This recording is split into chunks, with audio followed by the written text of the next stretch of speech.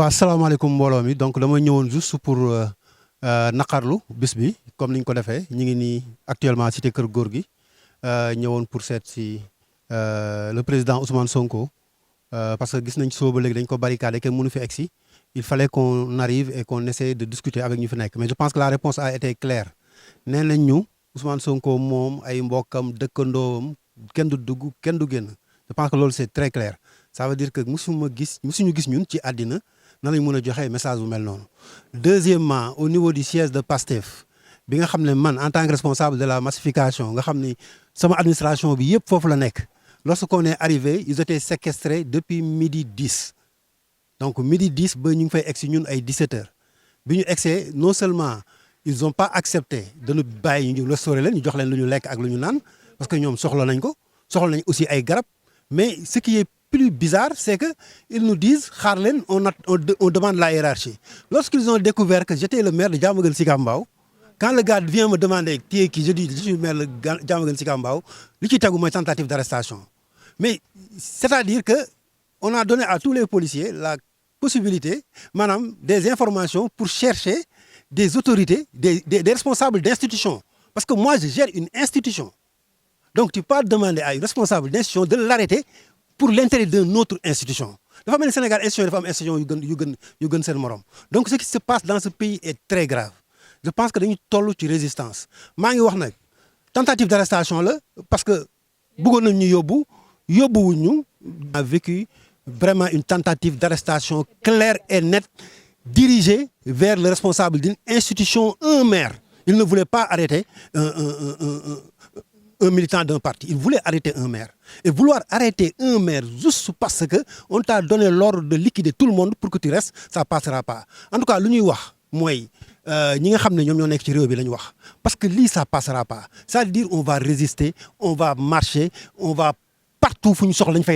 Des allées et venues. Ce qui se passe ici à Cité Kër Gorgui, c'est énorme, mais c'est pire que ce qui se passe là-bas, au siège. Parce que séquestrer ay nit, on n'admettra pas tous les moyens pour gagner. Parce que c'est humanitaire. Et bépp acte humanitaire bu ñu mën a poser lu mu leen jaral ñoom pour ñu tëj ñu jaral nañu pour ñu génnee leen parce que am na loo xam ne quand même mënul nekk ci dëkk bi et puis le fait de traquer des maires donc ça passera pas le jour ils toucheront man xam naa ni moom le jour ils toucheront un maire comme ce qui s'est passé aujourd'hui il faut que dëkk bi àddina bi ñi fi nekk xam ne kii jubut ñàkk jub moo tax ngay viser ay maires mais kon ay militants wala ñeneen ngay viser moi je suis responsable d'une institution la marche se passe à l'obélisque. Moi, j'étais dans le siège de mon parti, avec une équipe que j'ai mis en place là-bas. Donc, s'il y a des problèmes, correctement, je dois y aller. Donc, on est vraiment désolé. Nous sommes Sénégalais pour nous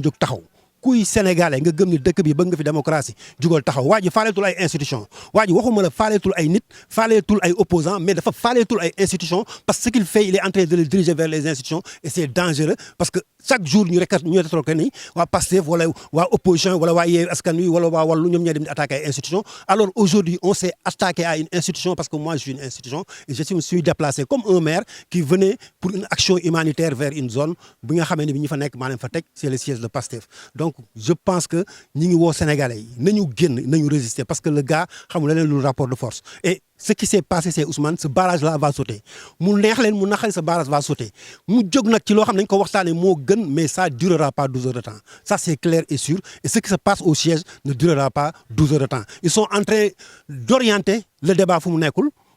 parce que kenn gënu fi kenn ku ci nekk am nga fi ay njaboot ku ci nekk am nga fi ay kër ku ci nekk yor nga fi ay institutions ku ci nekk yor nga fi ay directions yooyu gérer on n'acceptera pas que nous serons affaiblis pour ñeneen ñoo xamee ne bi nii ëppaluñu dara ci réew mi bëgg a def lu leen neex ci réew mi loolu lañ amoon di ko wax ni la résistance sortez et battez-vous parce que c'est le moment de le faire sinon ce sera trop tard parce que on est au tournant de l'histoire et il va falloir qu'on réagisse et qu'on règle ce problème définitivement je vous remercie.